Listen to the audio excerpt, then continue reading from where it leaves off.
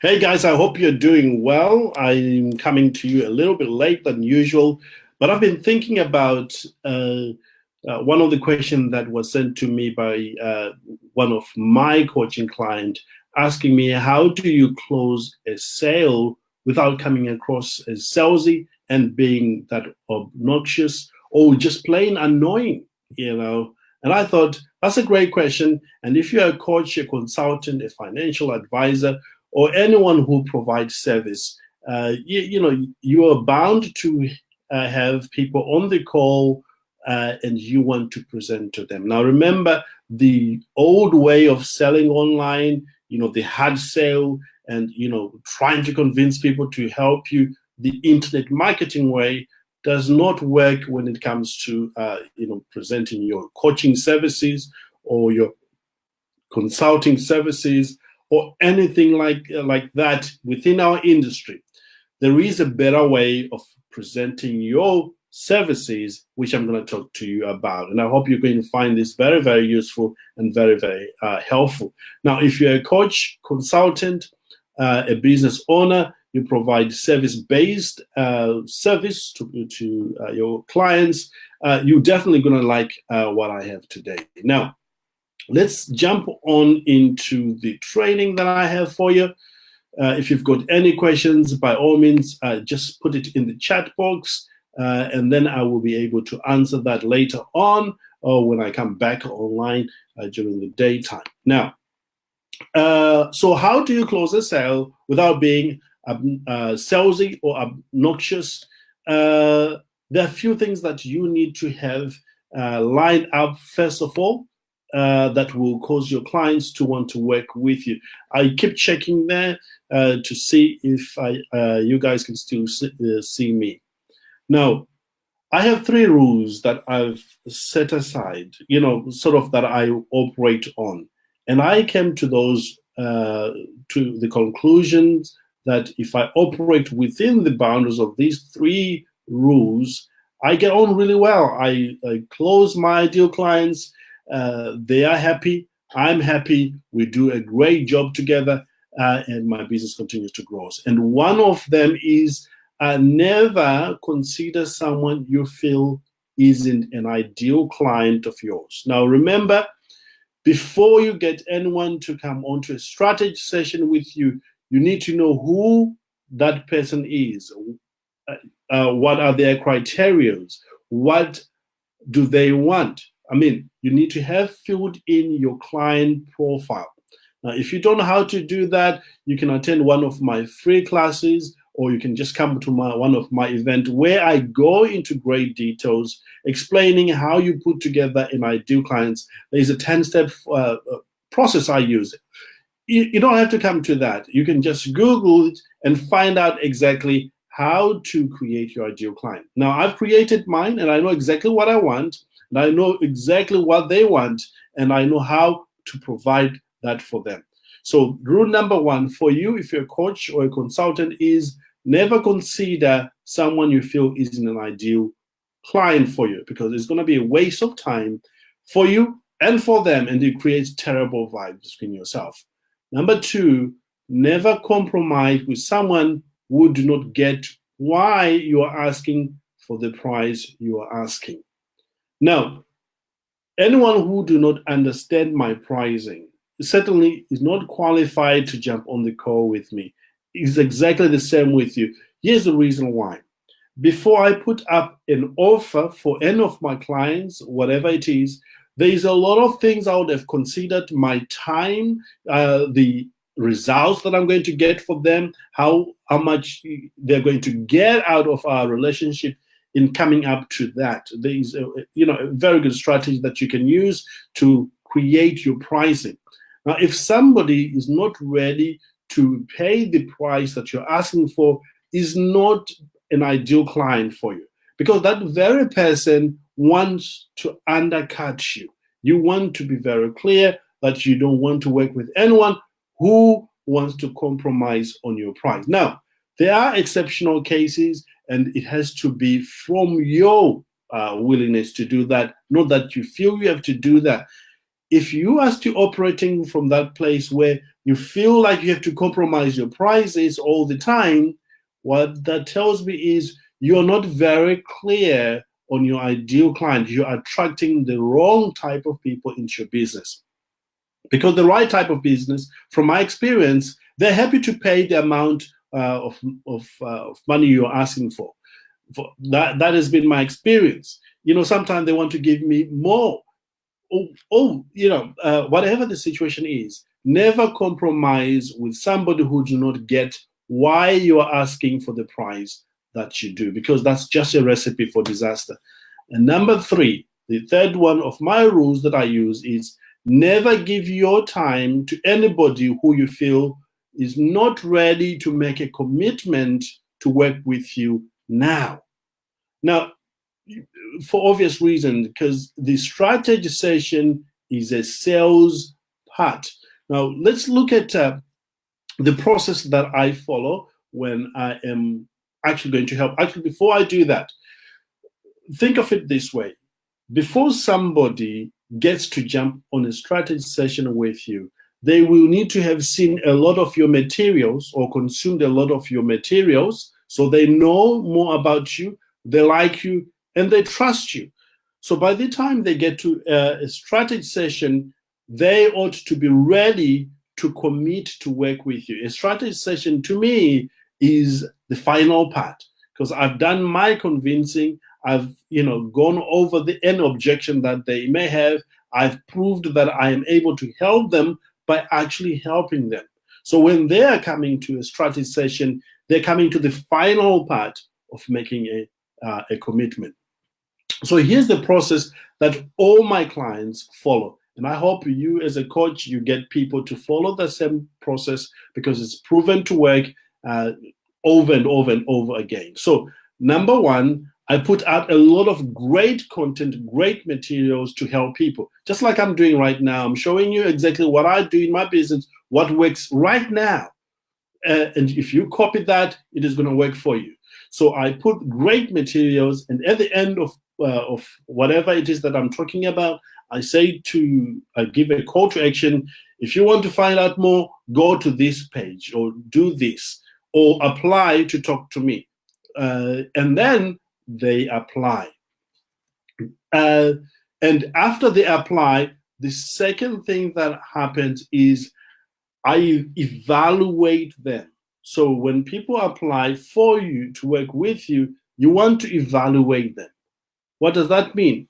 You are matching who they are and what your ideal client is. So you want the two to match. You want to know that this is the person that you want to work with. And that happens through the application. And then together on the call, you agree to work together. And this is where you don't push anyone, or you do the hard sell. I'm totally against the hard sell. I am all for collaborative clause. In other words, you both agree to work together. So there is no pressure for you to say, I'm going to do this for you. No. It doesn't work in our industry. It works elsewhere. But here, you want them to agree to work with you. Here's the reason why it's very important for you to do that. 2 reasons. With consulting and coaching, this is probably a 12-month arrangement that you're going to have, and they are going to be working with you on a very close proximity arrangement. And you don't want to start that relationship with them feeling like they were done, like you force them into a relationship. That's not a great way to start, because if you do that, they will agree with you at that point, and 2 weeks down the line, they're going to refund, because they don't feel they are part of making the decision to work with you. Now, what I'm showing you is the number 1 way that is working today, that gets people to be part of the process of deciding to work with you. They don't feel pressured. They see the need they have, and they see your value. They see that you are the guide that is going to take them through the process to the promised land. So you always want to have a collaborative clause. It works in my business and works in many businesses. In fact, I've used it many, many times. You do that, you are in a great place from then onwards. Now, what is it that you have to watch out for during the evaluation process? People have applied. There's a lot of them that will apply. In fact, if you are one of my students, you already know that when you put a lot of great value like I'm doing right now, and then you put call to action, and then you put Facebook ads to drive people to watch what you're doing, a lot of people are going to apply. They're going to say, we want to work with you. A lot of them. But you can't work with all of them. You have to evaluate them. So what is it that you need to be looking out for? Number one, remember, your prospects will lie to you. That is just the way it is, because they want to talk to you. You've helped them so much, they may not be even ready. They're going to complete the application form. They put fabricated figures in there just to get to speak with you. Now, you don't tell them this upfront, but you want to be selective and be sensitive enough to know when they're not telling the truth. You'll find this out during the call anyway. During this process, they expect free advice. What does that mean? Because they are used to you giving free, valuable content. So they expect to have that when they come on the call with you. So what do? You prepare ahead of time the solution that they will need based on the application they would have completed. So you know that, okay, if they do this, their lives gets better. So you have that written somewhere. But before you give that advice to them, you still need to go through a process to see if they are ready to commit. If they are ready to commit, absolutely give them more free advice during the phone call. If they're not ready to commit, just direct them to your other free materials where they're going to develop and get ready. Then they rebook an appointment with you. Here is the number one thing I'm hoping you can get from our session here today. Your job on this particular call, the strategy call, is to make a sale. It's not to entertain them, although you can do that during the very first part, creating relationship and creating the rapport. But the goal is to make a sale. Now, here's what I do before I jump on the sales call. I close my eyes, I visualize making that sale. What that does to me, it gets me ready to ask the right questions that will lead somebody to sell or to say, yes, I want to work with you, or we agree together. The purpose of a strategy session, again, is for you to make a sale. And remember, make a vetting call to make sure that they are actually good prospects. And this is where you have to be brutally honest. If they're not a good prospect, you just don't carry on. But if they are, you carry on. Now let's look at the vetting framework, the process, what actually happens when you're vetting them. So number one, rapport. They jump on the call here with you, but what are you going to do? Number one, you're going to be very simple. You're going to act in a friendly and genuinely interested. So it is going to go on something like this. Hi, John. Thank you for applying to have a conversation with me. I've had a look at your application form, and I really want to know exactly what's happening in your business. Where are you finding difficulties? What do you think that is? Where, how can I help you? What you're doing here is you are showing them how you're going to be working with them when they commit. Because people want to work with people who are interested in what is happening. So you're not going to be brushy about it. You are going to get involved, listen very carefully, and take notes so that when you are giving answers to whatever it is they're dealing with, it is tailor-made. You are there. You are present.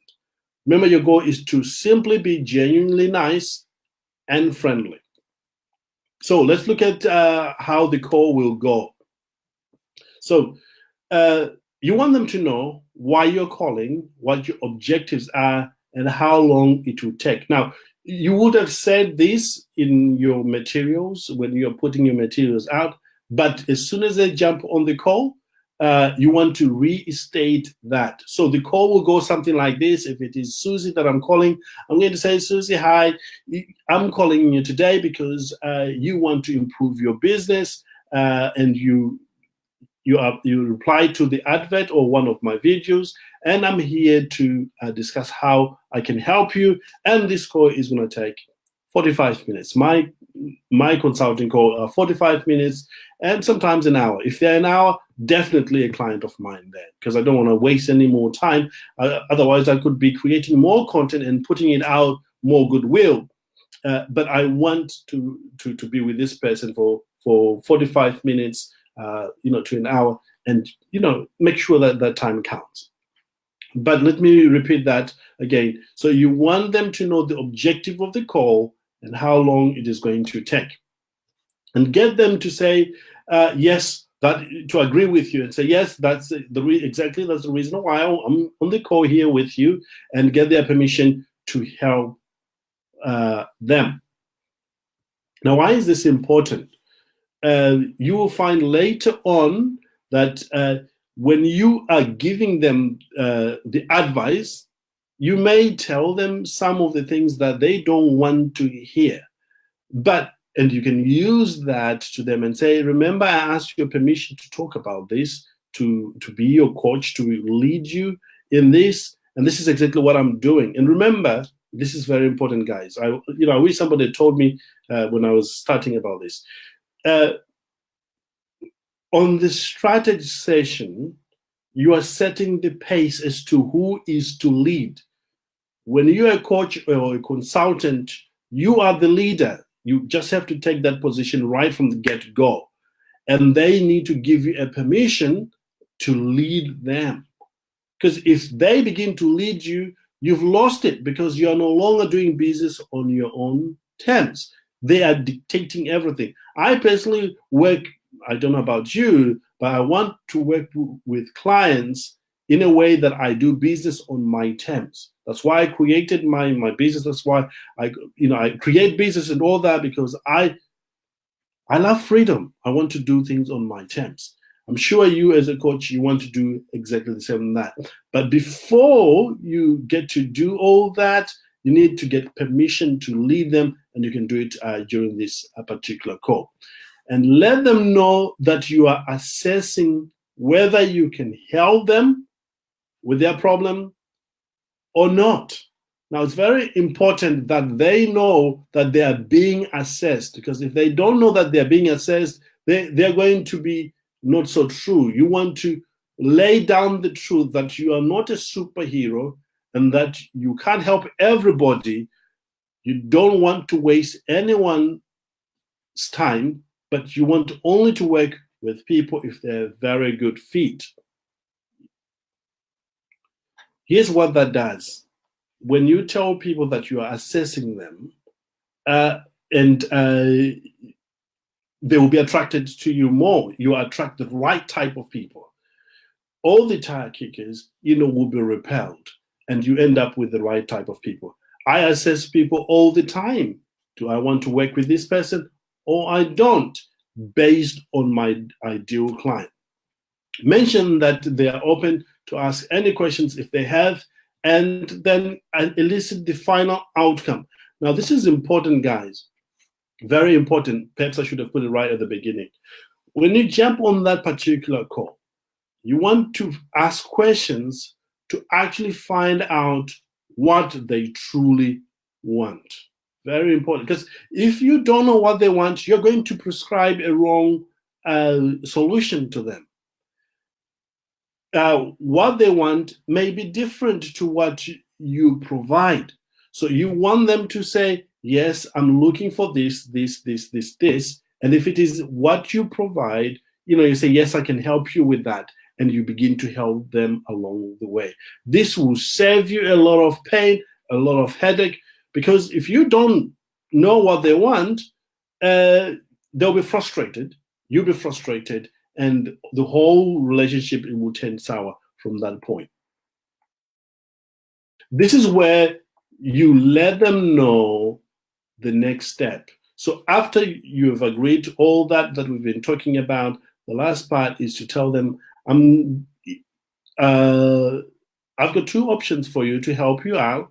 Number one is a commitment for 6 months. The second option is for 12 months. You let them know the next step. What does this mean? Okay, I'll tell you how I do it in my business. I jump on the call. Remember, my goal is to make a sale. I literally take them as if they're already my client. I show them, guide them in the way they need to go to get to their final stage where they become a client of mine. So I show them step by step. Remember, people want to be led. They want somebody to lead them the right way. And you as a coach or a consultant, you have it in you to do that. It is your responsibility to lead your clients. Well, I hope this is helping you. Let's just wrap this up because it's getting on for a bit now. So number one, you want to you have to be upfront about the fact that you're doing this to make a sale. Oh my gosh, this is very important. You have to let them know that you are asking all these questions because you are going to make a sale. And because they would have seen all your videos, all your training material and your articles, they know what your prices are, and they have to know that this is the point where they make a commitment. And ask them directly whether or not they can afford it. By the way, this happens within the very first 2 to 3 minutes of jumping on the call. If they say, no, I can't afford it, you need to stop. If they say, yes, I can afford it, then you carry on to do what you want to do or helping them, okay? Ask them if they need any help in making a decision whether to carry on or not to carry on. Here's the thing. Some people may use this as an excuse. Later on, when you want to close the sale, they say, oh, I need to think about this whole thing, or I'll get back to you. So you want to eliminate that kind of thinking right up front by simply asking them if they need any help to making this decision. Some people will say, oh, I will need to ask my spouse. And say, well, can your spouse be part of this call? We can reschedule, and you have both of them. Oh, they said, I need to consult with my business partner. Oh, okay. Let's have this call with your business partner in there. The answer you want when you're asking this question is either yes or no. If it is a yes, you carry on. If they say no, you say, look, I need, you've watched all my materials. This is where we are. Again, you're not doing it in a brushy way, in a way that makes people feel small, but you're just telling them the way it is. This is a coaching call. This is a strategy call. This is a commitment call. You can get all of my materials. You keep on getting all my my materials absolutely free, using all that. But when it comes to me spending time with you personally like this, it has to be a paid activity. It's not going to be free because I've got time. So you get to choose who you want to work with, when you want to work with them again. Okay? And feel free to not move forward if they are not the right fit. And remember, your job during this phase is not to convince them. All your convincing is done through your free materials. For example, you are watching this right now. You are deciding whether you want to work with me or not throughout the process. Now, if you are my ideal client and the way I communicate and resonate with you, you're going to say, yes, I want to work with him. You are already convinced by the material I'm putting out. So when you then jump on the call with me, you are already convinced. And I don't need to do a hard sell on you because you already know what to expect. The same goes on to your clients, or your potential clients. If you're a coach or a consultant, I'm hoping that by now you're putting out very good materials out there proving to people that you can actually help them along the journey, do the very thing that they need help with. And when you do a good job in presenting yourself and in providing a lot of goodwill out there, when they come to you, they're ready. They're ready to commit. They're ready to actually work with you. Just like some of you guys are going to be ready to work with me, to help you attract the right type of clients in your coaching business, even though if no one ever heard of you, because I run a program like that.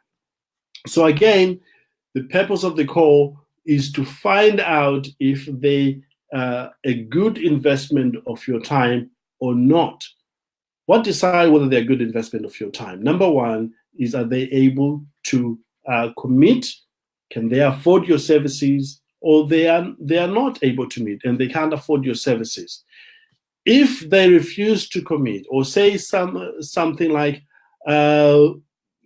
I'm not so sure, or something that does not sound right, hear me out. Do not move forward. Go and prepare more of your marketing material that is a better use of your time than just spending time with this person who is not yet ready to commit. You do that, you're saving them a lot of pain, you're saving yourself a lot of pain. The right people will come to your business when you do the right thing consistently. I will shoot another video of how I deliberately close my sale. But just as a taster, when you get to the end of your consulting call with them, or it's 5 minutes to go, you will pose a question and say, out of these two options that we have, you would have explained what option 1 and what option 2 is. Which one would you like to get started with? They're going to say, oh, I think option 1 is better for me. And say, great, option 1, I think great. Option 1 is great for you as well for these reasons. And by doing so, you have a very collaborative close and you're all on the same page. Now, if any of this makes sense to you, go out and do it. And if you want to learn more how I do my strategy session, you can visit me on one of my live events. In fact, I've got one coming up in a few weeks' time here in Reading, Berkshire. Just go to YeukaiLive.com and you'll be able to register there. Or just go and register for my free masterclass. It's there for you to learn more about how to attract the ideal clients in 21 days or less. And you can charge. I show you how the whole process from the beginning to the end, and you can then go ahead and service your clients any way you want. But remember, it's possible for you to become an expert in your area and for you to deliver great results for your followers. With that said, I'm gonna have to go to bed now. My job here is done. And any question, just shoot me a message here, and I'll be able to respond to that. Have a great time and go make it happen out there. Once again, thank you for joining me here today. Thank you. Bye.